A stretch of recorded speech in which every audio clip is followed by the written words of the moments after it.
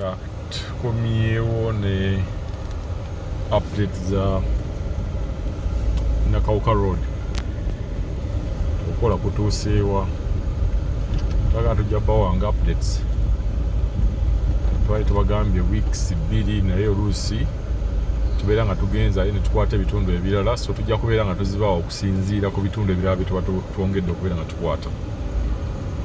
Waliwo abazitubanja nagamba tuga weeks 2 update endala ziriwa naye akati tukyusizaamu tujja zibawanga okusinziira ebitundu bye tukutte. Leero katale ka Mubuulo Nakawuka kabeerawo Lwakutaano nga mukalaba wano abantu bajja ne baleeta ebintu ebiwera ne babeera nga babitunda mu butale buno babasolooza nusu 10,000 buli bwe bateekawo namubalawo ebyo 10,000 buli bwoteekawo ebibyo ng'ojja so leero Lwakutaano ke katale kaabwe naye nga aim yaffe kugenda kubeera nga tubakwatira update y'oluguudo okuva e Nakawuka paka Entebbe Road kuba section eyo gye bakyasinze okubeera nga bakolako infact gye bakolako section endala n'abantu abamu babadde tebannabasasula naye bagamba guno omwaka gutandise bagenda kubeera nga batandika ne sections endala sitale nga mukalaba keeko nyaanya butungulu biringanya tangawuzi mukene butunda green pepper byona webiri ojja mu katale nga wenogera ku sente ntula cabbage biringanya mapeera so olunaku lwa katale tuli mu katawuni ake Nakawuka akubeeka to Nakawuka bwati waali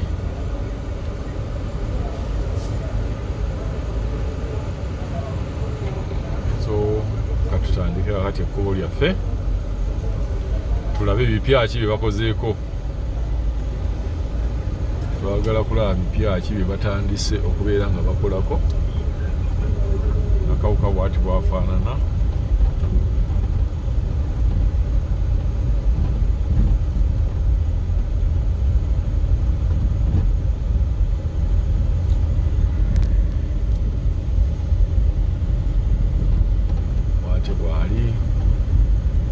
alaba wano oyinza okulowooza ne ploti bagaba za bwereere naye akati Nakawuka waatuuse ploti 5 ku 10 tekka wansi wa $3 million awantu owalungi naye nga $3 million tugambe 10 years back ndowooza Nakawuka eka yali egula $10 million between 10 ku 15 kati 5 ku 10 eka zituuse mu $1 million 10 ku 17 depending location ya eka eyo wezituuse. So section yena eringa last time bwetwagikwata so section bwetyo bweri nga tewanabaawo wano area wano okujjako some demolition njiraba wali mu maaso gye beeyongerako okudemolishinga obuyumba there bayongeramukko so tweyongereyo tugenda kukwata paka Entebbe Road mugenda kubeera mu parts 2 okuva Nakawuka paka ku Entebbe Road ngenda bakwatira mu parts 2 bulijjo ntera bakwatira mu parts 3 naye leero ngenda nga zibeere 2 omulundi gumu alinawo ka mini washing bay kaakaawo ayozaweza ku mmotoka naye bw'amala okwoza oba olina okugenderawo kuba bw'otagenderawo kitegeeza nti ate osanga enfuufu gye waleeteddeko ate esinga neebaddeko.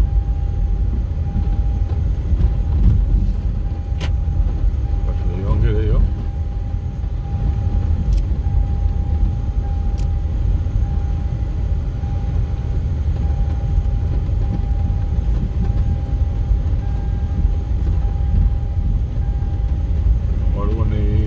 batandise okusengasenga mu maaso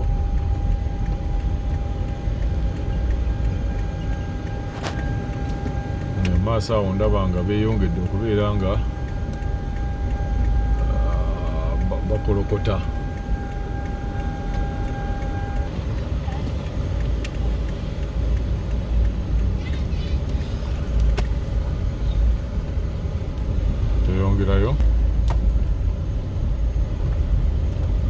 waliwo wano babadde bakola wano olaba nga babaddewo diversion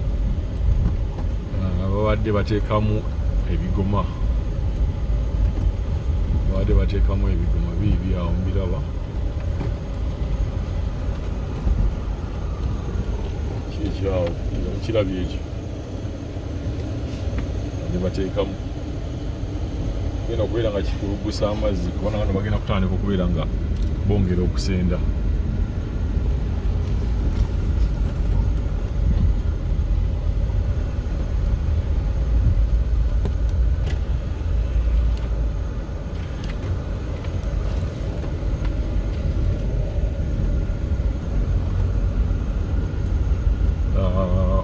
Nakawuka eno waliwo wakati pikipiki ze bagenda okubeera nga bakola ez'amasannyalaze eza Zincho factory yeeyo pikipiki z'amasannyalaze bagenda kubeera nga bazikola eno Nakawuka ngenda kubalaga ekikubo ekyo bagenda okubeera factory eyo kiri awo mu maaso awo so development zo zitandise okubeera nga zijja okusinziira so oluguudo olwawe lugenda okubeera nga lunene factory oyitaawo ne weeyongerayo mu maaso eyo nga mwami Sebalamu gye yali aguze ettaka eyo family gundi factory ya pikipiki ez'amasannyalaze eyo ogenda okubeera nga bazikolera era bamaze dda n'okulonkinga bagula acres baliko acres 10 bagenda okubeera nga bakola factory eyo oluguudo okujjako okwongera okusenda n'okugaziyaamu kyekiriwo nakiri ekigundi kyetubalaze ekya ebigoma ekigoma ekyo batadde awo manyi babeera tebannasenda basooka ne balaba amazzi aganaabakuba gagenda kuvaawa bakola that water diversion yeeyo bamala ogifuna then ne batandika okubeera nga bakola ki nga bakola bush clearing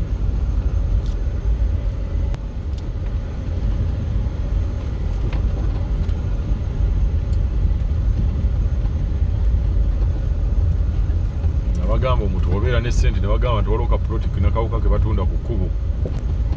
oba Kasanje oba ku kino ekyessisa ekigenda paka Kisubi to hesitating just buy gula buguzi kuba kati ploti ze batunda oba naamala okubeera nga batandise okubeera nga basenda ploti zigenda kubeera nga zirinyira ddala waggulu yabawo example ya mumaaso tugenda kukwatayo naye nga example yegundi kuva mu Wamala town in fact from Sisa paka Kisubi ploti zaawo zeeyongedde almost nga million 5 ez'okukkubo almost nga million 5 buli ploti yali ku luli ku million 10 kale eri million 15 kuba olwedde bo ekkubo lyawo liraba nti jjo liri mu high gear nyate eyali ku 2 kati 2.5 eyali ku 5 kati yagenza million 10 ez'oku main ezitali munda ziyinza okuba zeeyongedde between million 8 ku million nga 18 okusinziira location y'ekifo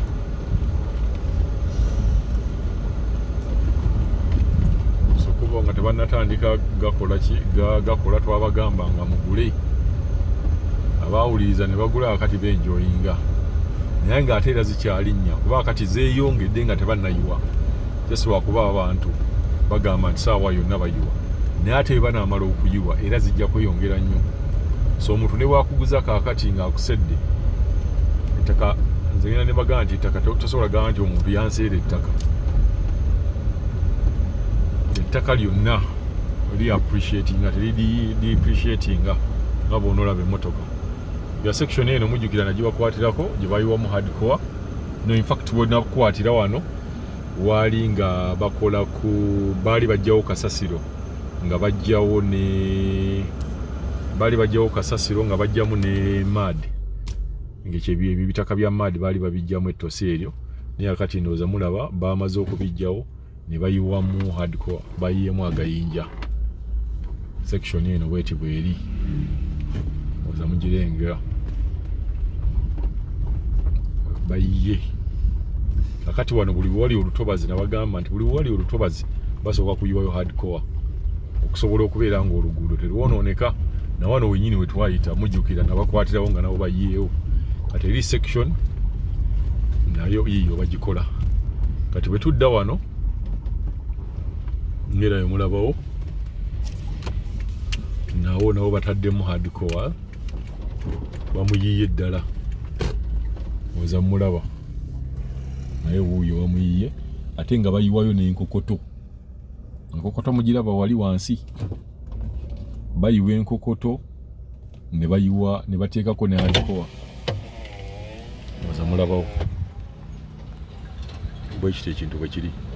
enkokoto yiri eri owasemba ngo wali bucket kati eno section ene bye batawaanya bino ebitaka bye baali bajjamu last time ndoza mbijjukira bye bino wano so section eno bagikozeeko from Nakawuka to Entebbe Road olabira ddala nga ekintu kigenda mu maaso bulungi nnyo bye hardcore ebiriwo bataddemu so katweyongereyo n'oluguudo lwaffe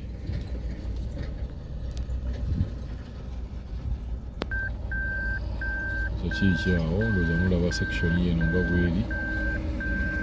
enjagaago bayiwamu so katweyongereyo lwakwatira ebipaatisi ebirala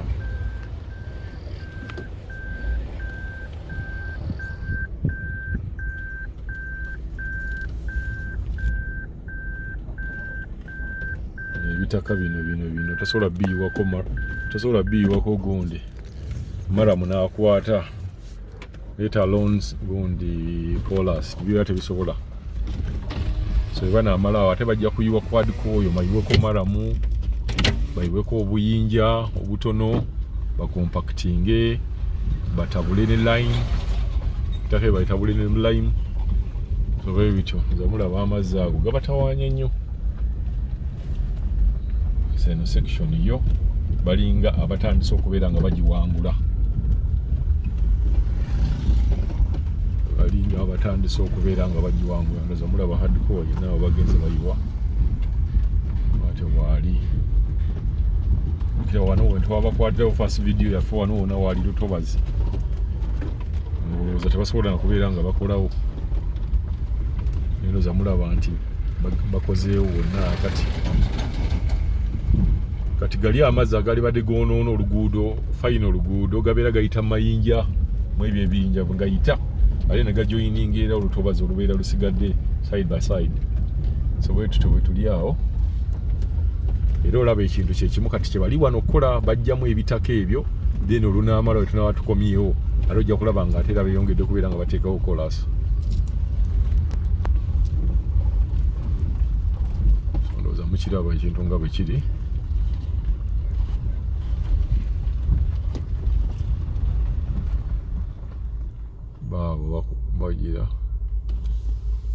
baabo basajja b'ekkubo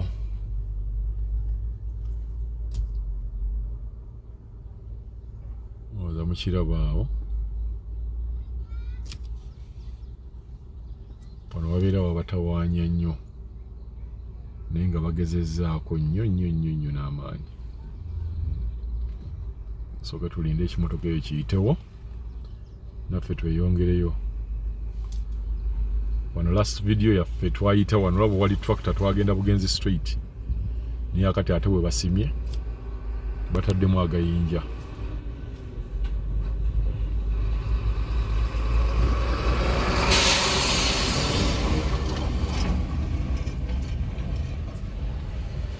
bakyatuwadde ka red mukyala wuyo atugamba mulindeeko ka flaga ka red banatuwa ka green nga tweyongereyo tractor yiyawo eyiwa maramu kati bwe bamaze okubeera nga bayiwa ebiyinja kati bayiwawo maramu tractor eyo lukira tuli ku luguudo lwe Nakawuka Sisa Entebbe Road paka Kisubi paka Entebbe Road bwe tuliko twagala bakwatira section eno kuba gye baliko gye bakoze nnyo olaba abakozi bali mu kukola ne maramu wuuyo bamuyiwa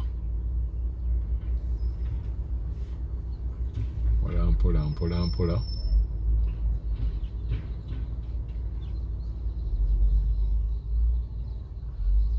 ate bagenda okubeera nga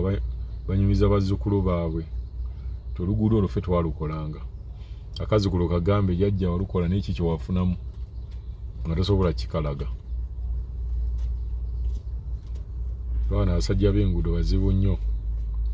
Kyobola bwenjukira kali akawala kayike by foot era bye baakakyankalanya.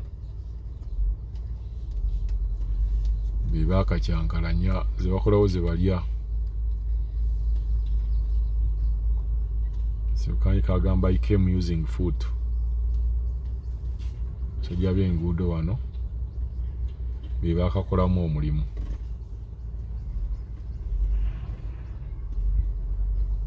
Tukyali ku red flag tulindirira green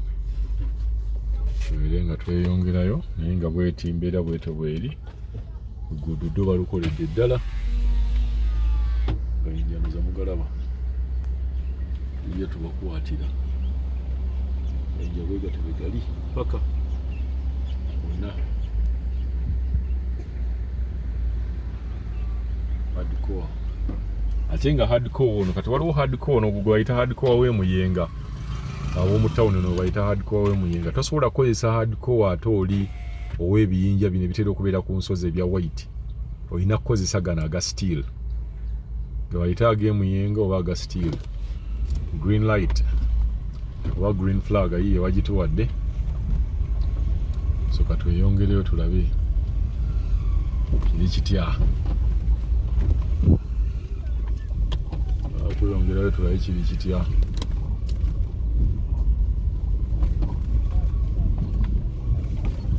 Bakozeewo ngaba ogunya ndowooza gwe basimye wansi eyo mazzi gabatawanya okukamala olw'okwamazzi mugalaba awo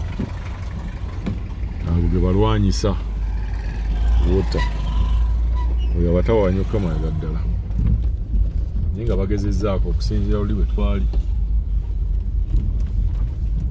olabanga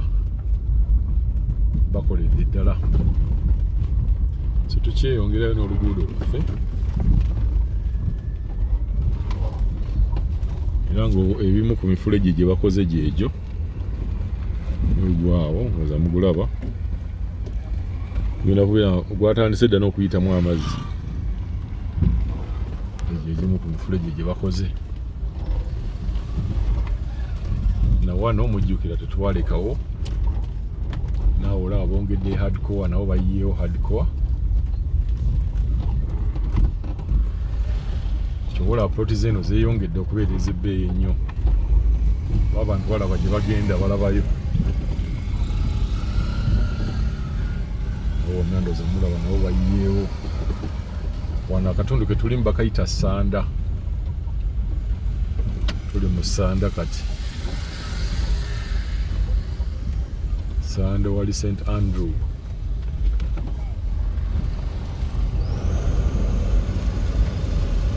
tuli mu Sanda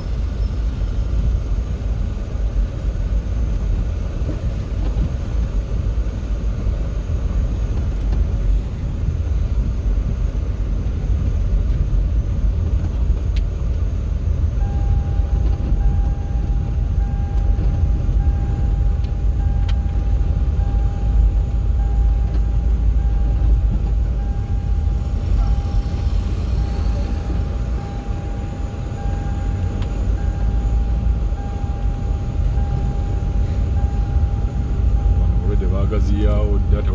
tewaliwo nnyo kipya kiri awo olwedde bali kasozi tewali kibeeraliikiriza wano bajja kubeera nga bakolawo bulungi tewali kibeeraliikiriza yongerayo kati wali section gyetuvuddemu eyo olutobazi eyo ekyasinza okubeera nga expense y'oluguudo weegendera awo kosi zibeera waggulu nnyo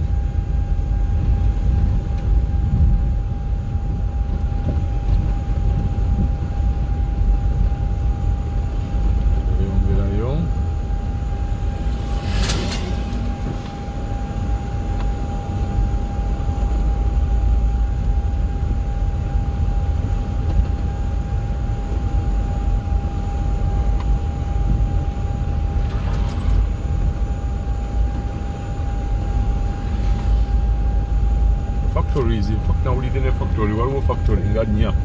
zigenda okubeera nga zeeyongera ku luguudo luno jukira tulinawo neya Pepsi-Cola mu maaso eyo tujja gibalaga era tugibalaga buli lwe tuyita eno almost naye nga ze zimu kuzigenda okubeera nga zeeyongera eno.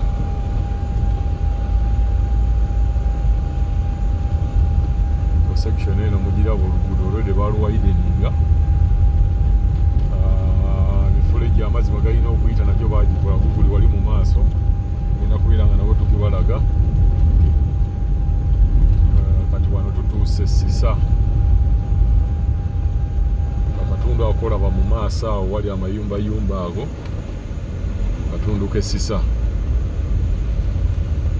ago bayite Sisa. Tutandise okubeera nga tuva Esanda addiko era nemweyongera omulaba ebayiwamu omulaba eri awo.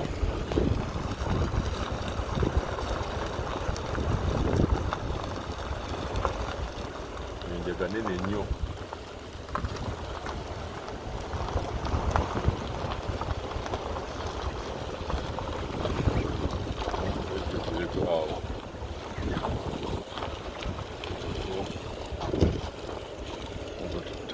Tagenda wa Kinyakuzi, ngiteekeko wano. Oyinza ogenda wa Kinyakuzi nza mugulaba omwala nga bwe guli, ogobe gute bwe guli awo, gute bwe guli. Amazzi agabatawanya geego agaawo agenze bakolerawo ddala.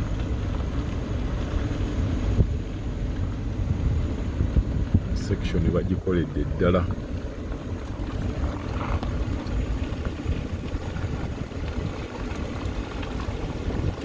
Ndoza mugiraba bagikola waliwo ne maramaramu awo.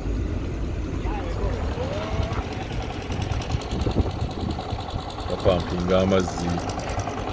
nabigenda bapampinga amazzi ne bagenda ne bayiwako ate mu kkubo mukufu nerema kubeera nga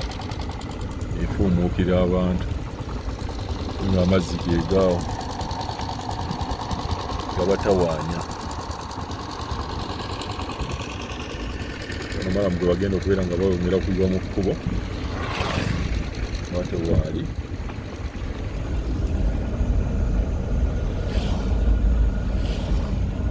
ebintu byokukola enguudo tebibeera byangu. Amazzi ago gonna balina ogadayivaatinga. Kati kiri kye nabagambye nti ebyo bihardcore wagamba gabeera gayitawa, amazzi gabeera gayita mu mayinja ago negagenda negagenda mu bitoogo ebyo. Ego amazzi nga bwemugalaba awo.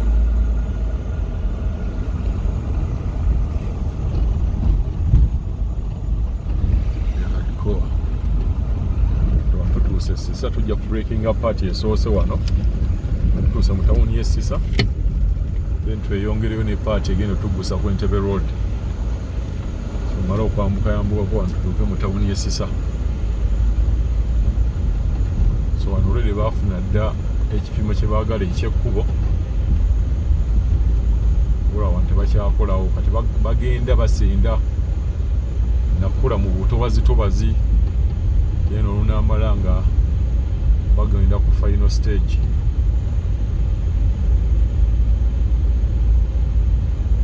So wano ekitimo kiri wano tuli ku Sisa, tuli Sisa.